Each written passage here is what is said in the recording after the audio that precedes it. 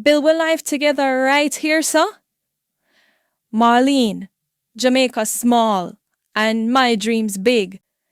If me get through to go to England, I promise, as soon as me get myself settled, me gonna send for you. Some promises never make it to or from the airport.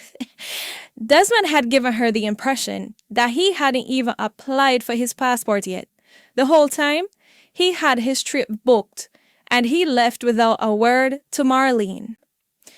A few weeks later, after she found out that he had disappeared like a thief in the night, she also found out that she was pregnant.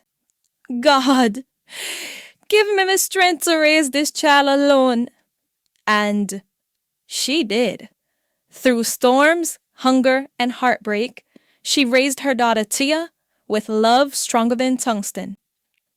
Fast forward 15 years, one evening Marlene's phone rings. Marlene, it's me. She freezes. Desmond, after 15 years? Imagine, 15 years of silence, and now words too late, coming from a voice she prayed never to hear again.